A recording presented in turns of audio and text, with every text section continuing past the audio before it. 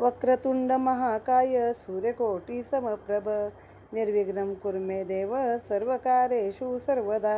गुरुर्ब्रह्मा गुरुर्विष्णू गुरुदेव महेश्वरा गुरु साक्षात परब्रह्म तस्मै श्री गुरुवे नमः.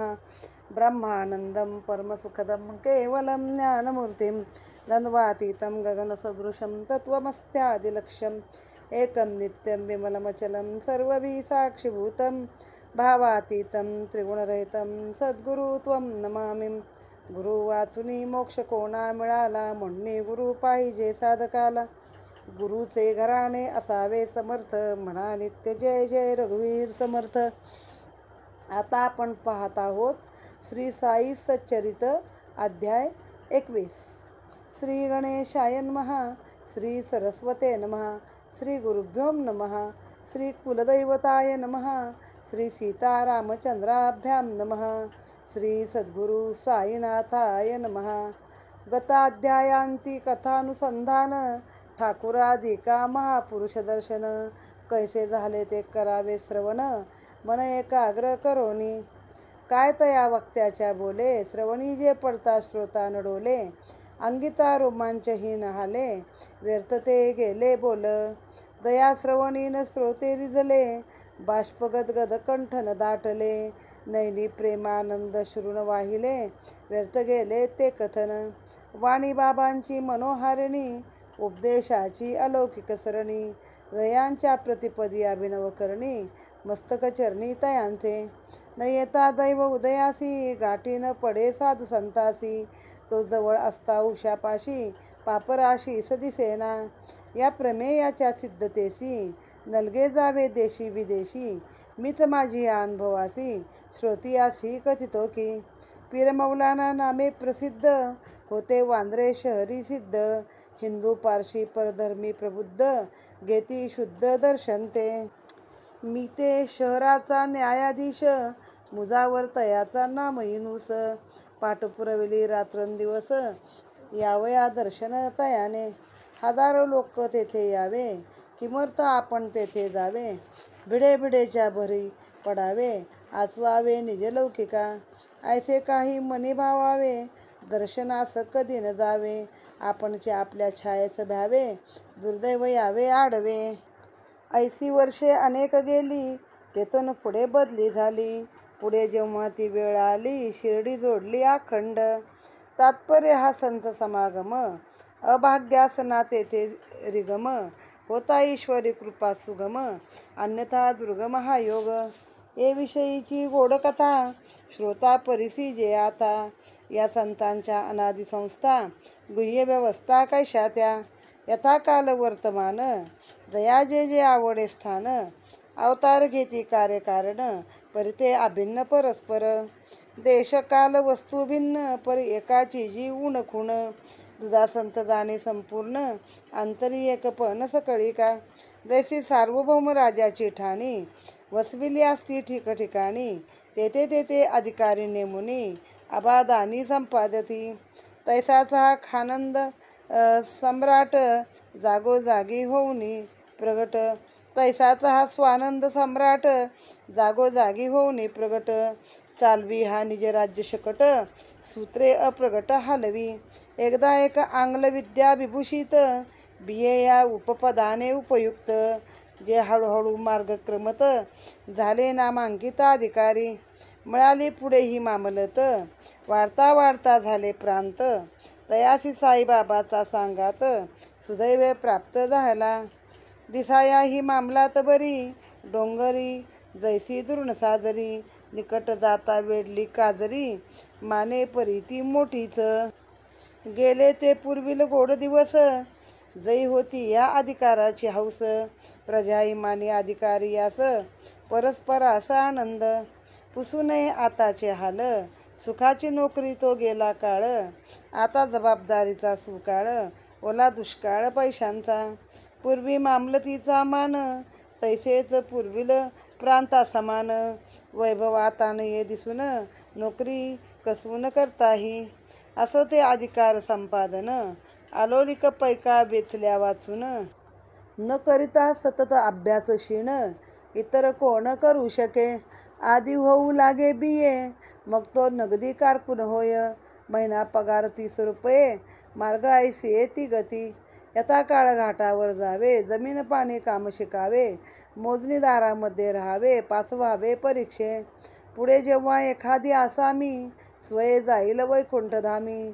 करेल आपली जागा रिकामी, पडेल ती कामी त्याच्या. आता असो हे चराट, कशाच पाहिजे नुसती वटवट. ऐशा एकाच साईची भेट, झाली ती गोष्ट परिसावी. बेळगावा निकट देख, ग्राम आहे वडगाव नामक. आले मोजणीदाराचे पथक, मुक्काम एक तै केला. गावी होते एक सत्पुरुष, गेले तयांचे दर्शनास. चरणावरी ठेविले शीस, प्रसाद आशिष पावले. त्या सत्पुरुषाचा हातात होता निव्वळ दासकृत. विचारा सागर नामक ग्रंथ, जो ते वाचित तै होते. पुढे काही वेळ जाता, येतो म्हणून निघू लागता. तो साधू जे वदले उल्हासता, तया ग्रहस्था परिसा. बरे आता आपण यावे, या ग्रंथाचे अवलोकन करावे. तेने तुमचे मनोरथ पुरावे, असावे हे लक्षात. तुम्ही पुढे निज कार्या उद्देशे, जाता जाता उत्तर दिशे. मार्गात महाभाग्यवशे, महापुरुषासी दर्शन. पुढील मार्ग ते दावितील, मनासी निश्चळता ते देतील. तेच मग उपदेशितील, ठसवितील निजबोध. तेथील मग कार्य सरले, जुन्नरास येऊनी बदलले. नाणे घाट चढणे आले, ओढवले ते संकट. मार्ग तेथील अति बिकट, रेड्यावरून चढती घाट. रेडा हाच तदर्थ शकट, आणला निकट आरुढाया. होतील पुढे मोठे अधिकारी, मिळतील घोडे गाड्या मोटारी. आज तो घ्या रेड्याची हजेरी, वेळ साजेरी करा की. घाट चढणे अशक्य पायी, रेडिया विण नाही सोयी. ऐसी तो नाणे घाटाची नवलाई, अपूर्वाई वाहनाची. मग तयानी केला विचार, पालणीला रेडा केला तयार. तयावरी चढविले खोगीर, कष्टे स्वार जाहले. स्वार खरे पण होती चढण, रेडियासारखे अपूर्वान. झोके हिसके खाती जाण, भरली कणकण पाठीत. असो पुढे हा प्रवास सरला, जुन्नराचा कार्यक्रम पुरला. मग बदलीचा हुकूम आला, मुक्काम हल्ला तेथुनी. कल्याणास झाली बदली, चांदोरकरांची गाठ पडली. साईनाथाची कीर्ती ऐकली, बुद्धी उदेली दर्शनाची. दुसरे दिवशी आली बारी, झाली चांदोरकरांची तयारी. म्हणती चला हो बरोबरी, करू वारी शिर्डीचे. घेऊ बाबांचे दर्शन, करू उभयता तयासी नमन. राहू तेथे 1-2 दिन, येऊ परतोन कल्याणा. परी तेच दिनी ठाणे शहरात, दिवाणीचे अदालतीत. मुकदमा सुनावणी निर्णीत, त्यागली सोबत तदर्थ. नानासाहेब आग्रह करीत, चला हो आहेत बाबा समर्थ. पुरवितील तुमच्या दर्शनार्थ, की पदार्थ तो मुकदमा. परी हे कैचे तयास पटे, तारीख चुकविता भय वाटे. चुकतील केवी हेलपट्टे, भालपट्टी लिहिलेले. नानासाहेब चांदोरकर, कथिली पुरविल प्रत्यंतर. दर्शन काम धरता अंतरे, विघ्न ते सरे बाजूला. परी येईना विश्वास जीवा, करतील काय निज स्वभावा. म्हणती आधी घोर चुकवावा, निकाल लावा दाव्याचा. असं मग ते ठाण्यास गेले, चांदोरकर शिर्डीस निघाले. दर्शन घेऊन परत फिरले, नवल वर्तले इकडे पै. वेळी जरी हे हजर राहिले, तरी दाव्याचे काम पुढे नेमिले. चांदोरकरही हातचे गेले, खजील झाले अंतरी. विश्वास ठेवतो बरे होते, चांदोरकर मज सवे नेते. दर्शनाचे कार्य उरकते, स्वस्त चित्ते शिर्डीत. दाव्यापरी दावा राहिला, साधू समागमही अंतरला. उठाउठी निश्चय केला, जावया शिर्डीला. न जाणो मी शिर्डीस जाता, समय नानांची भेट होता. स्वयंनिरवतील साईनाथा, आनंद चित्ता होईल. शिर्डीस नाही कोणी परिचित, तेथे मी सर्वथैव अपरिचित. नाना भेटता होईल उचित, जरी क्वचित योगतो. ऐसे विचार करत करत बैसले ते अग्निरथात. दुसरे दिवशी पावले शिर्डीत, नाना तै अर्थात नाहीत. हे जे दिनी यावया निघाले, नाना ते दिनी जावया निघाले. तेने भाऊ हताश झाले, अति हिरमोसले मनात.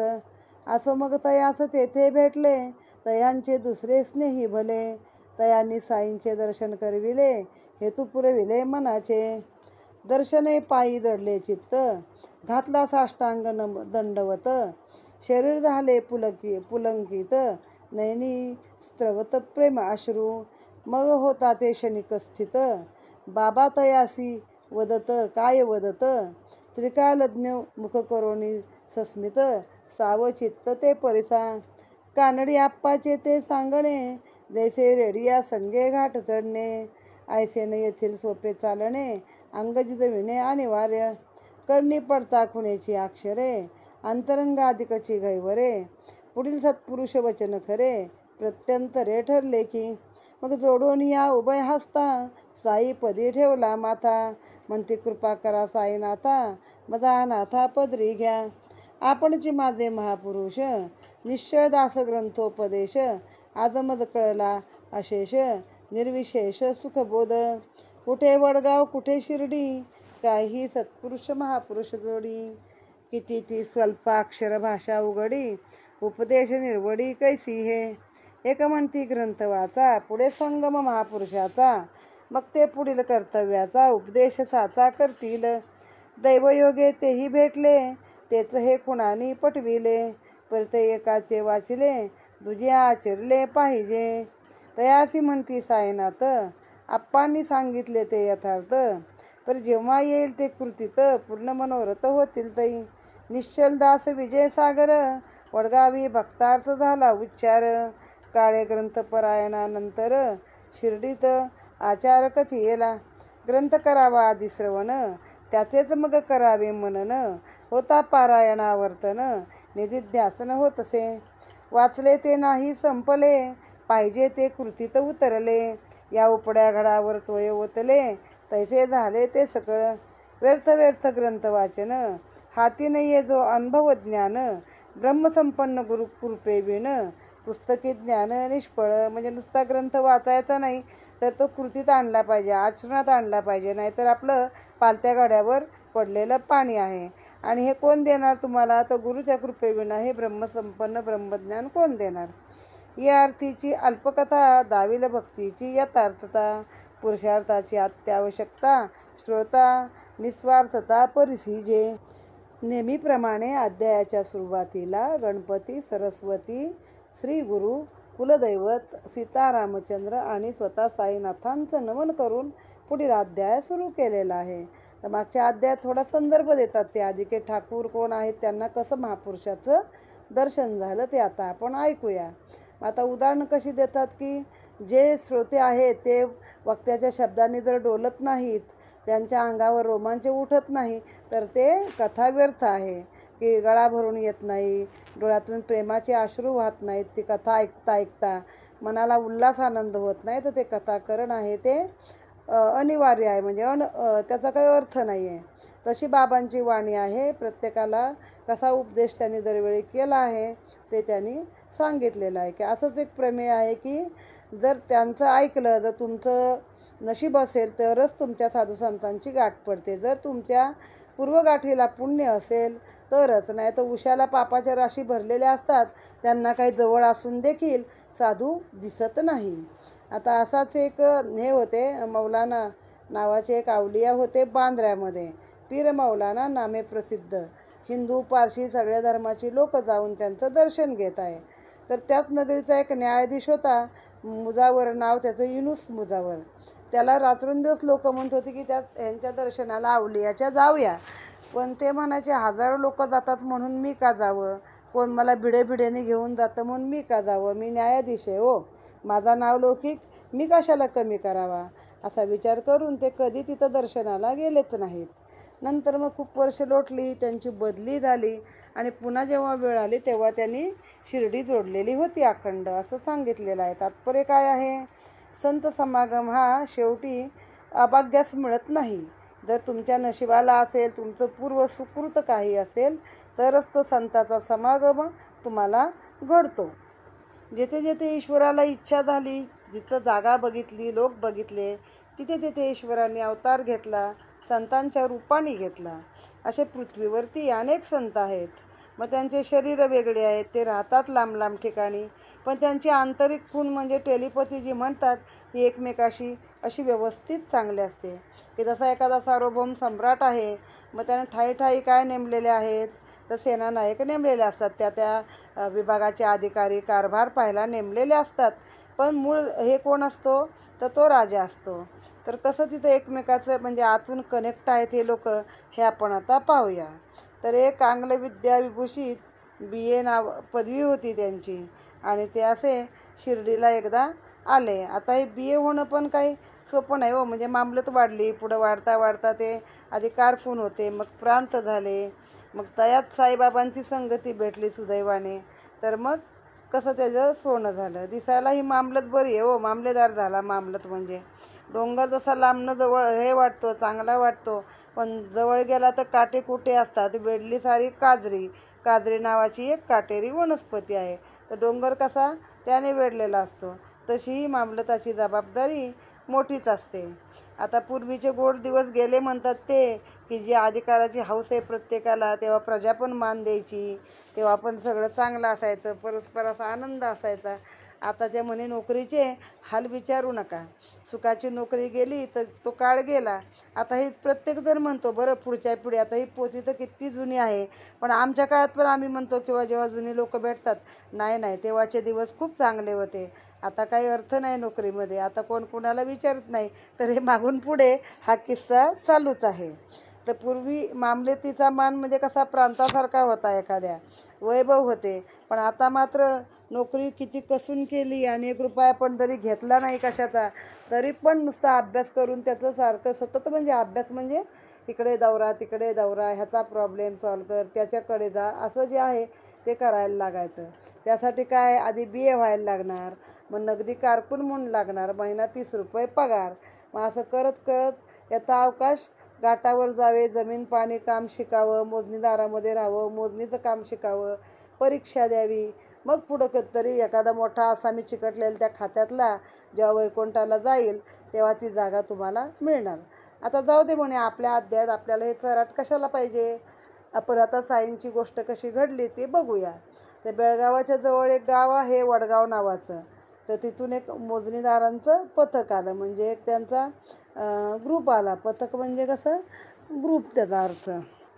तिथे मुक्काम केला. तर त्या गावी एक सत्पुरुष होते, त्यांच्या दर्शनाला हे लोक गेले. चरणावर माथा ठेवला त्यांच्या, प्रसाद आशीर्वाद मिळाला, आशीर्वचन म्हणून प्रसाद मिळाला एक प्रकारे. आणि त्या सत्पुरुषांच्या हातात जे भेटीला गेले, त्या सत्पुरुषांच्या हातात निव्वळ दासकृत विचार सागर नामक एक ग्रंथ होता, जो ते वाचत होते. काय ग्रंथाचं नाव, दासकृत म्हणजे दासगणकृत असणार हा.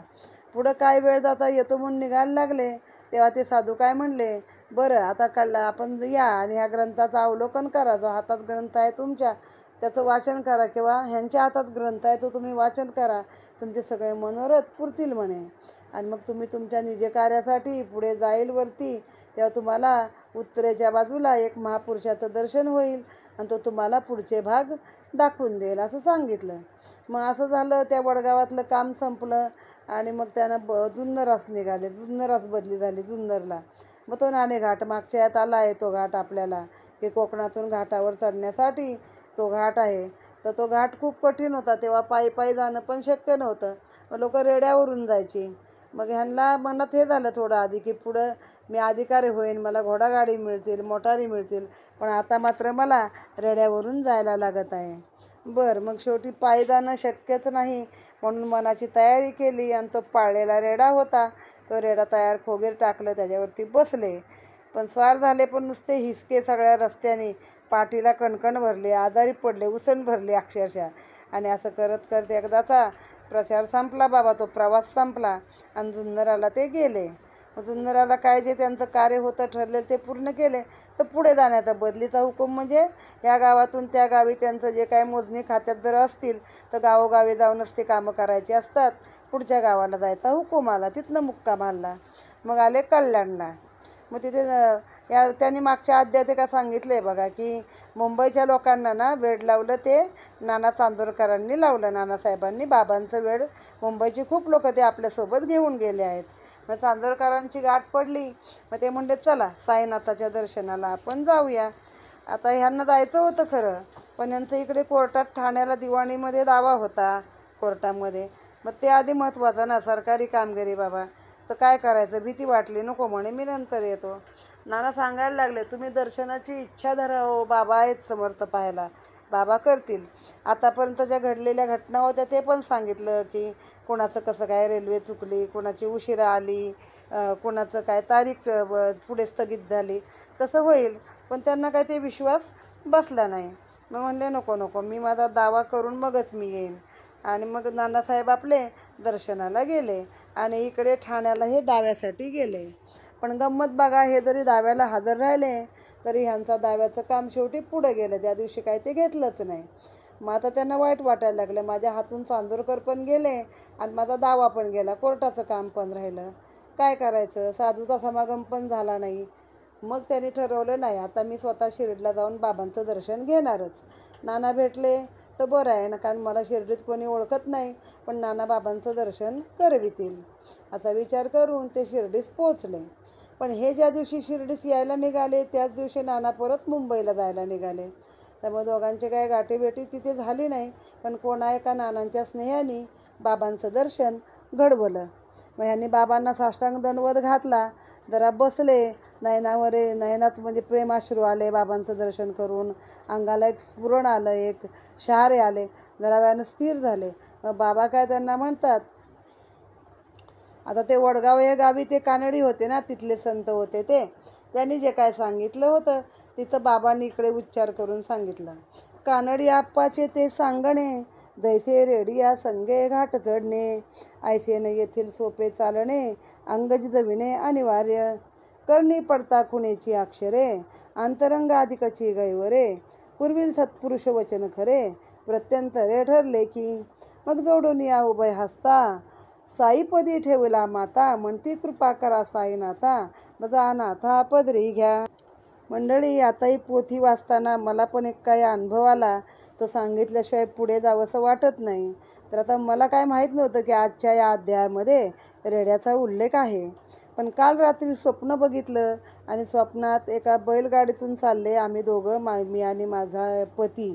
पण एका गाडीला एक रेडा जुंपलाय आणि एक बैल जुंपलाय आणि तो बैलाच्या ताकदीपेक्षा रेड्याची ताकद मोठी आणि त्यानं ती गाडी अशी खड्ड्यातून किंवा चढावरून खेचून काढली. आणि मी स्वप्नात म्हणते पण की बघा, बैलापेक्षा रेड्याची ताकद जास्त आहे. बरं, एवढंच नाही, जागी झाले तर मला थोडं मनाला भीती वाटली की बापरे, रेड्याच्या गाडीत आपण बसलो आहे. आता रेडा म्हणजे यमाचं वाहन सर्वांना माहितीच आहे, त्याच्या गाडीत आपण बसलो आहे. पण आता जेव्हा मी हा अध्याय वाचायला गेला आणि त्या रेड्याचा उल्लेख आला, तेव्हा मला ते जाणवलं की बाबा असं प्रचिती माणसाला कधीतरी कुठेही देत असतात. बाबांनी मला अशीच प्रचिती दिली. बोला सच्चिदानंद सद्गुरू साईनाथ महाराज की जय. जशी त्या ग्रस्तांना अक्षरं कळली तर म्हटले, बाबा मला अनाथाला आता आपण पदरी घ्या, तुम्हीच माझे महापुरुष आहात. त्यांनी जे मला काही दिला होता दृष्टांत, पुढे तुम्हाला महापुरुष भेटतील, तर ते तुम्हीच भेटलेले आहे.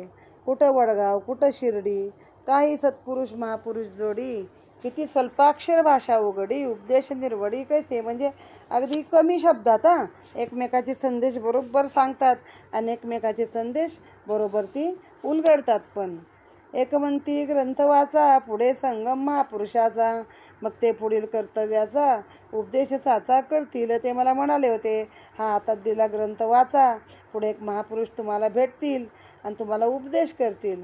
तर तुम्ही दैवयोगाने मला भेटलेले आहे, तर ते एकाचं वाचलं मी पण दुसऱ्यानं आचरलं पाहिजे असं आहे. म्हणजे मग त्यांना साईनाथ म्हणतात, आप्पांनी सांगितले ते बरोबर आहे, पण जे बोलता ते ग्रंथातलं ऐकता त्याची तुमच्याकडनं कृती झाली पाहिजे. वडगावी तुम्ही ग्रंथ वाचला, भक्तार्थ जो हातामध्ये होता, परंतु त्याचं तुम्ही आचरण देखील केलं पाहिजे. ग्रंथ पारायणानंतर शिर्डीत त्याचा आचार सांगितला बाबांनी. मी पारायण कुठं झालं, वडगावात, आणि काय राहायचं, कसं वागायचं हे पुढे बाबांनी सांगितलेलं आहे. आता अशीच एक अजून आपण दुसरी कथा या ग्रंथातली वाचूया. या अर्थीची अल्पकथा दावील भक्तीची यथार्थता, पुरुषार्थाची अत्यावश्यकता, श्रोता निस्वार्था परिसिजे. एकदा एक पुण्य पट्टण कर, नामे अनंतराव पाटण कर, साई दर्शनी उपजला आदर, आले सत्वर शिर्डीस. वेदांत श्रवण झाला सकळ, सटिक उपनिषदे वाचली समूळ. परितन्मनास अक्षयी चंचळ, राहिना तळमळ तयांची. घेता साईनाथांचे दर्शन, निवाले पाटणकरांचे नयन. करुणी पायांचे अभिवंदन, यथोक्त पूजन संपादिले. मग होऊनी बद्धांजळी, बैसोनी सन्मुख बाबांचे जवळी. अनंतराव प्रेम समेळी, करुणा बहाळी पुस्तकी. केले विविध ग्रंथावलोकन, वेदांग उपनिषदाध्ययन. केले सत्शास्त्र पुराण श्रवण, परिहे निर्विण्ण मन कैसे. वाचले ते व्यर्थ गेले, ऐसेच आता वाटू लागले. अक्षरहीन भावार्थी बले, वाटती चांगले मजहून. वाया गेले ग्रंथावलोकन, वाया शास्त्र परिशीलन.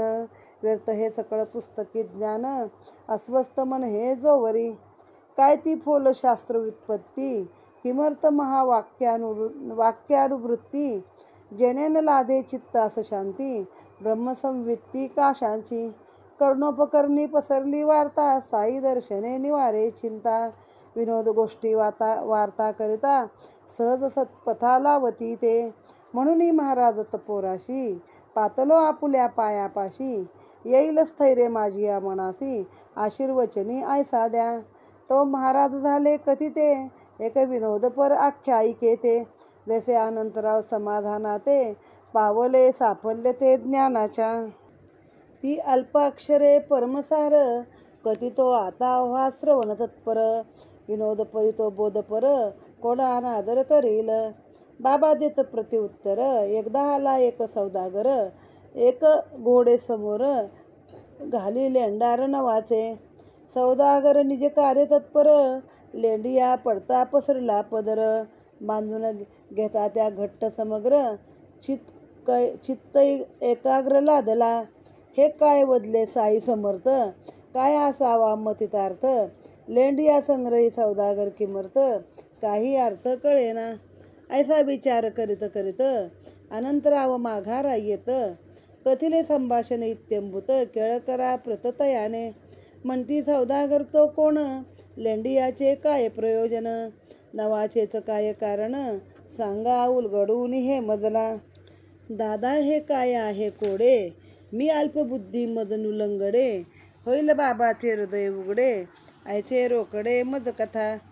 दादा वदती मजही न कळे, ऐसेच बाबांचे भाषण सगळे.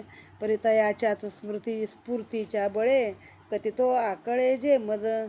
कृपा ईश्वरी ते हे घोडे, हे तो नवनिधा भक्तीचे कोडे. विना भक्ती ना परमेश्वर जोडे, ज्ञानाना आतुडे एकल्या. श्रवण कीर्तन विष्णू स्मरण, चरणसेवन अर्चन वंदन. दास्य सख्ख आत्मनिवेदन, भक्ती ही जाण नवविधा.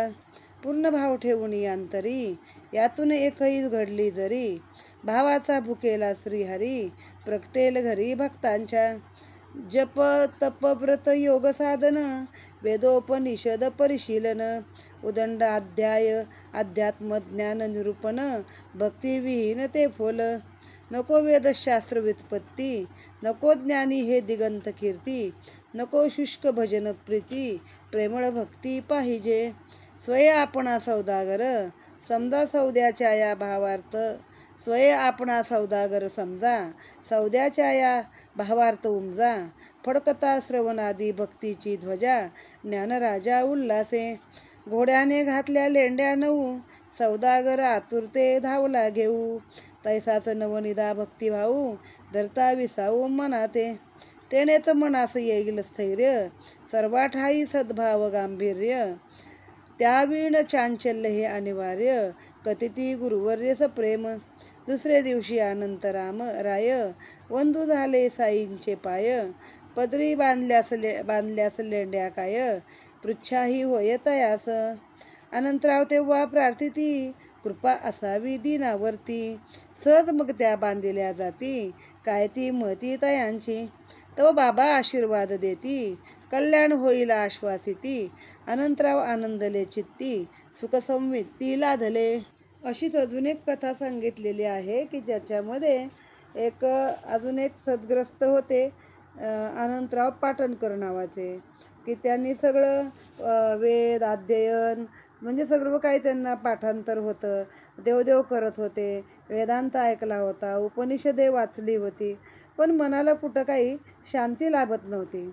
मग त्यांनी असं ऐकलं होतं की साईबाबांचं दर्शन घेतलं की मनाला शांती लागते, म्हणून ते शिर्डीला आले. बाबांच्या पायाला पूजन केले, नमस्कार केला आणि मग समोर हात जोडून उभे राहिले आणि बाबांना म्हणाले की बाबा, इतके ग्रंथ वाचले, उपनिषदं ऐकली वाचली, पण मनाला कुठं शांती अशी काही लाभत नाही. तर जे वाचलं ते सगळं व्यर्थ गेलं असं वाटायला लागलं आता. तर काय केलं म्हणजे माझ्या मनाला शांती लाभल. तर बाबा मी काय करू म्हणे. मला असं कळलं की तुमच्या दर्शनाने सगळ्या चिंता नष्ट होतात. महावाक्यानुवृत्ती जेनेन लादे चित्तास शांती, म्हणजे एवढी महद्वाक्यांचा जप केला मी, पण माझ्या चित्ताला काही शांती लाभलेली नाही आहे. ब्रह्मज्ञान कसलं काय म्हणे मग, असं ते बोलले. तर तुम्ही म्हणे काहीतरी मला असं सांगा की जेणे माझ्या जीवाला शांतता वाटेल. आता बाबा म्हणले ऐकतो सांगा, म्हणजे लक्ष द्या म्हणे, सांगतो. आणि विनोदी काहीतरी गोष्ट, बाबा नेहमी विनोदातच बोलत असत, पण त्याचा तो पुढे कुठेतरी अर्थ निघत असे. तर त्यांना काय म्हणले बाबा की ऐका एक कथा छोटीशी. तर एक सौदागर आला म्हणे, त्याच्याकडे एक घोडं होतं. तर त्याच्यासमोर त्या घोड्यानी 9 लेंड्या घातल्या आणि त्या सौदागराने ताबडतोब आपला पदर पसरला आणि त्या लेंड्या घट्ट बांधून घेतल्या आणि त्यावेळी ते एकाग्र चित्त करून त्यानं ते काम केलं. असं वदले. बस एवढंच, काही सांगितलं नाही पुढे.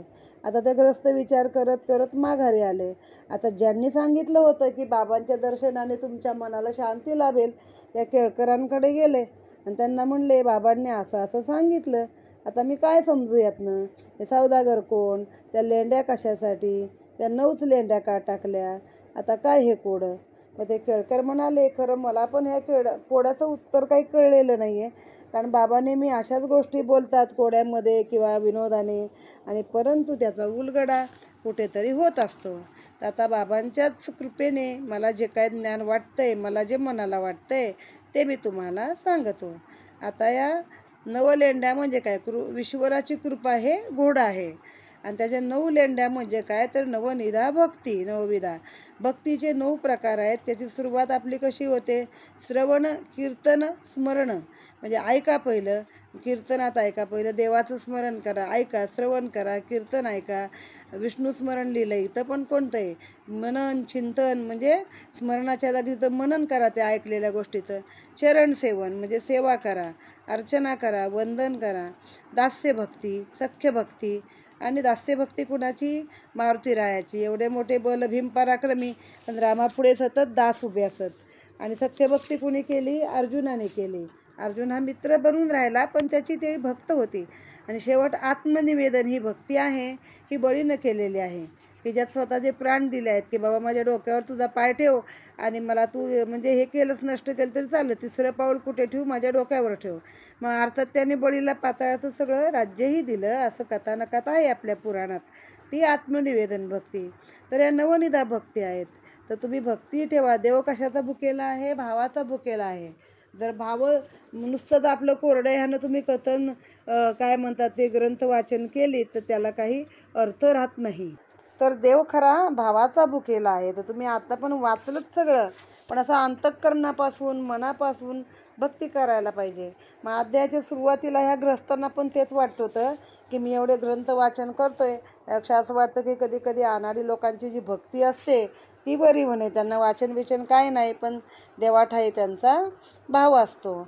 मग आता हे त्यांना समजलं. म्हणजे बाबांनी कुणाच्या हातून सांगितलं, केळकरांच्या हातून सांगितलं. अतिशय बरोबर ते उत्तर दिलं.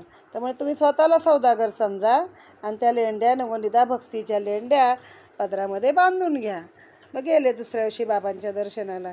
मग बाबांनी पुन्हा विचारलं, पदरामध्ये लेंड्या बांधून घेतल्या का? मग हे ग्रस्त म्हणाले, बाबा तुमची कृपा झाल्यावरती त्या नवनिधा भक्तीच्या लेंड्या सहजच माझ्या पदरामध्ये बांधल्या जातील. मग बाबांनी कल्याण हो असा आशीर्वाद दिला आणि ते ग्रस्त आनंदाने पुढे गेले. आता अशीच एक छोटी कथा आहे अजून, ती ऐकूया. आणि एक अल्पकथा श्रोता परिसी जे सादर चित्ता, कळेल बाबांची अंतर्ज्ञानिता, सन्मार्ग प्रवर्तका तैसीच.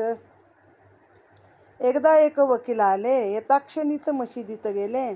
साईनाथाचे दर्शन घेतले, पाय बंदिले तयांचे. सवेच मग देऊनी दक्षिणा, बैसले बाजूस वकील तक्षणा. तेथे चालत्या साई संभाषणा, आदर श्रवणा उपजला. बाबा तव तिकडे मुख फिरवेती, वकिलासा अनुलक्षून वदती. बोलते वर मी जाऊन खोचती, वकील पावती अनुताप. लोक तरी हो लबाड किती, पाया पडती दक्षिणाही अर्पिती. आणि का आतून शिव्याही देती, काय चमत्कृती सांगावी. ऐकून ते वकील स्वस्थ राहिले, की हे निज अंतरी पूर्ण उमजले. उद्धार अनवर्थ हे तया पटले, तात्पर्य ठसले मनासी. पुढे जेव्हा ते वाड्यात गेले, दीक्षिता लागी कथिते झाले, की जे बाबा लावणी बोलले, सार्थची वाहिले ते सर्व. येताच मजवर झाडला ताशेरा, तो मज केवळ दिदला इशारा. कुणाची थट्टा निंदादी प्रकारा, देईना थारा अंतरी. शरीर प्रकृती होऊनी अस्वस्थ, मुनसप आमचे झाले त्रस्त. राहिले रजेवर येथे स्वस्थ, आपली प्रकृती सुधारावया. वकिलांच्या खोलीत असता, मुनसपा संबंधे निघाल्या वार्ता. अर्थोअर्थी संबंध नसता, उहा पोहता चालली. औषधाविनया शरीरापदा, टळतील का लागता साईच्या नादा. पावले जे मुनसफीचे पदा, तया हा धंदा साजे का. ऐसी तयांची निंदा चालता, चालली साईंची उपहासता. मीही तयात होतो अंशता, तिची अनुचितता दर्शविली. ताशेरा नव्हे हा अनुग्रह, व्यर्थ कुणाचा उहापोह. उपहास निंदादी कुत्सित संग्रह, असत्य परिग्रह वर्जावा. आणि एक हे प्रत्यंतर, असता 100 कोसांचे अंतर. साई जाणे सर्वाभ्यंतर, खरे अंतर्ज्ञानी ते. आणि एक झाला निवाड, असो तो मध्ये पर्वत पहाड. काही न साईंच्या दृष्टी आड, गुप्त ही उघड त्या सर्व. असो पुढे तेव्हापासून केले निश्चय वकिलांनी. अतप्पर निंदादृक्ती वचनी, खडा कानी लाविला. आपण काही कुठेही करता, येईन साईंची दृष्टी चुकविता. हे विषयी झाली निश्चिंतता, असत्कार्यार्था विराली. उदेली सत्कार्य जागरूकता, मागे पुढे साई सन्निधता. समर्थ कोण तयाचा वंचिता, निर्धार चित्ता हा ठसला. पाहू जाता या कथेशी, संबंध जरी त्या वकिलासी. तर ती सर्वार्थी आणि सर्वासी, बोधक सर्वासी सारखी. वकील वक्ते श्रोते समग्र, आणि साईचे भक्त इतर. तयाचाही ऐसाच निर्धार, व्हावा मी साचार प्रार्थितो. साई कृपा मेघ वर्षता, होईल आपणा सर्वांची तृप्तता. हे अर्थी काही नाही नवलता, सकळ तृषार्था निवविल. अगाध साईनाथांचा महिमा, अगाध तयांच्या कथा परमा. अगाध साई चरित्राची सीमा, मूर्त परब्रह्म अवतार. आता पुढील अध्यायी कथा परसावी सादर श्रद्धाळू श्रोता. पूर्वील तुमच्या मनोरथा, देईल चित्ता स्थैर्यता. भक्तांची भावी संकटावस्था, आधीच ठाऊक साई समर्था. थट्टा मस्करे विनोद वार्ता, हसता खेळता टाळीती. भक्त हे माड साईस शरण, झाले हे कथानक संपूर्ण. पुढील कथेचे अनुसंधान, संकट निवारण भक्तांचे. कैसे साई कृपासागर, भक्तांची भावी संकटे दुर्धर. आणि जाणून करती परिहार, इशारा वेळेवर देऊनी. स्वस्ती श्री संत सज्जन प्रेरिते, भक्त हे माडपंथ विरचिते. श्री साई समर्थ सच्चरिते, अनुग्रह कर्ण नाम 1 अध्याय गोडहा. श्री सद्गुरु साईनाथार्पणमस्तु. अशीच एक अजून छोटीशी कथा आहे. एक ग्रस्त वकील होते. ते आल्या बाबांच्या दर्शनाला गेले. मशिदीमध्ये दर्शन घेतलं, बाजूला दक्षिणा पण ठेवली आणि बाबांच्या बाजूला बसले. आता ते जे चाललेल्या गोष्टी, साईंचं संभाषण आदराने ऐकत होते. तर बाबांनी ह्यांच्याकडेच तोंड फिरवलं आणि वकिलाकडे बघून बाबा काय म्हणतात, काही लोक कशा असतात बघा, लबाड दर्शनाला पण येतात, पाया पण पडतात, दक्षिणा पण देतात आणि आतून शिव्या पण देतात. काय म्हणायचं या लोकांना? हे ऐकून वकील एकदम असे तटस्थ शांतच झाले की हे काय बाबा आपल्याला म्हणतायत. मग त्यांना अंतरात खूण कळली, काय जे घडलं असेल, बोलले असेल ते कळलं. तर ती गोष्ट कशी झाली होती की बाबांनी मला इशारा एक दिला आहे, माझ्यावर ताशेरा झाडला आहे, पण हा सर्वांनाच इशारा आहे की कुणाची पण म्हणजे निंदा नालस्ती थट्टा विनाकारण करू नका. तर यांचे एक मुन्सफ होते कुणाचे तरी वकिलाचे, आणि ते मुन्सफ काय झाले तर ते रजेवर राहिले होते. आणि कुठे राहिले तर बाबांच्या चरणी आपली प्रकृती सुधारण्यासाठी म्हणून राहिले होते. मग वकिलांच्या खोलीत विषय निघाला की मुन्सफ रजेवर आहे. तर का रजेवर आहे? तर म्हणे बरं नाही म्हणून रजेवर आहे. तर म्हणे शरीराला औषध पाणी काही घेतलं नाही आणि डायरेक्ट साईंच्या पायाशी लागले किंवा साईंच्या नादी लागले तर बरं वाटेल का म्हणे. तर मुन्सफासारख्या म्हणे शिकल्या सवरल्या माणसाला हे असं बरोबर आहे का? असा विषय त्या खोलीमध्ये झाला. हे काही बोलले नाही, पण ह्यांनी पण थोडंसं एका दुसरा शब्द बोलून त्याला म्हणजे हो हो बाबा बरोबर आहे तुमचं, असं एक हे दिलं होतं, अनुमोदन दिलं होतं. मग तिथं हे बाबांनी ह्यांना सांगितलं. आता इथं दिलं आहे अर्थामध्ये, अंजनवेलचे मथुरादास महाराजांच्या दर्शनास वारंवार येत असत. ते शिर्डीत एक सगुण नावाचा खानावळवाला आहे, त्याच्याकडे उतरत. एकदा ते सगुण बोलत बसले असता काही लोकांच्या उकाळ्या पाखाळ्या निघाल्या. त्यानंतर मथुरादास महाराजांकडे गेले. तेथे बसल्यावर लगेच महाराजांनी विचारले, काय सगुण, काय म्हणत होतात? अर्थात मथुरादास लाजले, मनात समजले की जे काही सगुणाकडे चाललं होतं ते महाराजांना पसंत नाही आहे. म्हणजे ते कुठं जिथं तिथं तुमच्या आजूबाजूला भरले तो काष्टी पाषाणी, तुम्ही जे पण काही करताय ते बाबा पाहत आहेत आणि ऐकत आहेत. मग त्यांना ते समजलं की सगुणाच्या घरी आपण जे काही उकाळ्या पाकाळ्या केल्या त्याचा हा आपल्याला बाबांनी बरोबर टोमणा दिलेला आहे. मग हे पण इथं कोसांचं अंतर आहे, तरी बाबा कधी शिर्डी सोडून कुठं गेले पण नाही, पण प्रत्येक ठिकाणचा बरोबर बाबा दाखला देत असत. ज्या काही गुप्त गोष्टी घडल्या त्याही बाबांना बरोबर ती कळत असत.